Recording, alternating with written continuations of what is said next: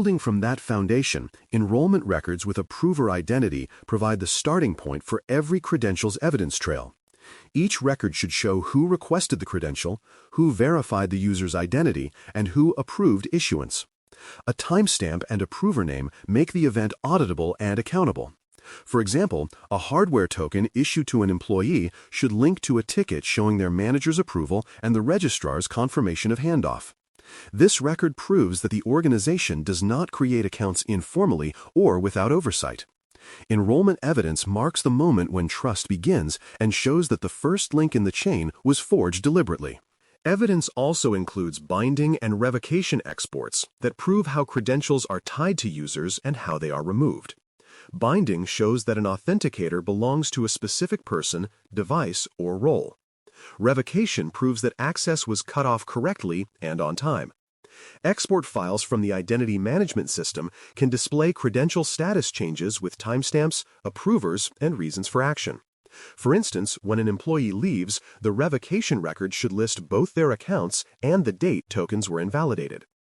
These exports are easy to overlook but powerful in review. They show lifecycle control in motion rather than only in policy. Reset requests and verification proofs form another critical layer of evidence. Attackers often exploit reset processes, so being able to show that resets follow procedure is vital. Each reset should produce a ticket or log showing who requested it, what verification occurred, who approved it, and how success was confirmed. For example, if a user forgets their password, the help desk ticket should capture multi-factor validation before issuance of a new credential. Reviewers look for patterns, whether resets bypass checks or whether support staff document each step. Reset evidence proves that identity assurance remains intact even when users need help. In parallel, recovery paths must be tested and logged regularly. Recovery procedures, such as account unlocks or emergency access, should be exercised on a predictable schedule and produce documented results. Logs should note who ran the test, when it occurred, what outcomes were observed, and whether any issues were corrected. These records show that recovery mechanisms function before an emergency rather than being theoretical. An untested process is a promise waiting to fail. Routine testing with evidence attached reassures reviewers that the organization's authentication system can recover safely from disruptions. Break glass access, reserved for emergencies, must also be authenticated and monitored closely. Evidence here includes logs of each use, the reason for activation, the duration, and who approved the action. After use, reviews should confirm that accounts were disabled again and that all activities were captured in audit trails. For instance, if a break glass account is used to restore a failed identity system, the evidence should include session logs, console output, and post-incident analysis. Auditors care less about whether emergencies happen and more about whether they are controlled. Break glass evidence demonstrates that power was exercised responsibly and under watch. Timely deprovisioning records complete the lifecycle picture by showing when access truly ends. Evidence should include reports of account disablement, token revocation, and system synchronization timestamps. Track the interval between a user's separation date and the final credential deactivation. Metrics should demonstrate that most deprovisioning events complete within defined windows, often within 24 hours. When assessors ask, how do you ensure former employees cannot log in, these records answer precisely. Deprovisioning evidence proves closure. Every identity lifecycle eventually ends, and no account outlives its purpose. Federation assertions and mapping logs provide visibility into external identity trust.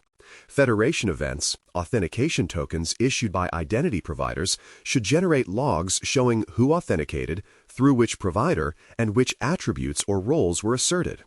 Mapping logs show how those attributes translate into local permissions. For example, a federated login from a partner organization might carry a project manager claim that maps to internal project folders. Keeping these logs allows verification that federated trust boundaries function as expected. They also help detect drift when external providers change configurations. Evidence here preserves confidence in delegated identity systems.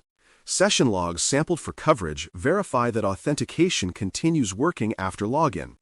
A good sample includes normal sessions, administrative sessions, and terminations triggered by timeouts or anomalies. Reviewers expect to see timestamps, user identifiers, device data, and results of multi-factor checks where applicable. Sampling sessions over time demonstrates that controls apply consistently and that monitoring detects abnormal patterns. For example, if a session persists beyond policy limits, logs should show an alert or forced reauthentication. Session evidence shifts focus from static credentials to ongoing assurance that identities behave as expected in real life. All exceptions, waivers, and compensating controls should also be documented with supporting rationale. Exceptions might cover legacy systems that cannot support modern authentication methods. Compensating controls could include network isolation or enhanced monitoring. Each record must list approval authority, start and end dates, and review outcomes.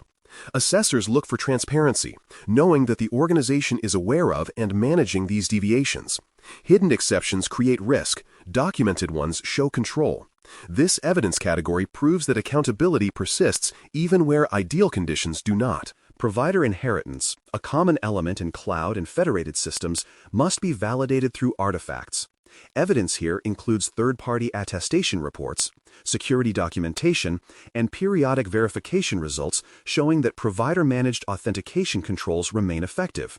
For example, reviewing a cloud provider's SOC report and verifying that multi-factor authentication is enforced on administrative accounts satisfies inherited control validation. Keep a record of review dates and responsible personnel. Shared responsibility only works when shared proof exists. Provider artifacts connect external trust to internal assurance. When assessors arrive, their questions tend to follow predictable patterns. They will ask how credentials are issued, who approves them, how revocation is confirmed, and how reset requests are verified. They may request samples from recent months or test a single user's journey from hire to termination. Being prepared means having organized evidence tied to ticket numbers and reports. Responses should be factual and traceable, no improvisation required. The goal is to let the evidence speak clearly, showing that lifecycle control is routine, not reactive. Confidence grows when proof appears instantly and matches the story already told. In closing, evidence must always match stated practice. A program that can demonstrate each step of credential creation, use, reset, and revocation builds durable credibility. The artifacts, tickets, logs, exports, and metrics are the tangible expression of policy. When evidence flows naturally from daily operations, compliance becomes effortless, and audits become confirmation rather than interrogation. The entire lifecycle, from first login to final lockout, should read like a single, well-documented story. Identity proven, credential managed, access removed, and trust maintained. Thanks for listening. For more audio courses, daily newsletters, and more, please visit baremetalcyber.com.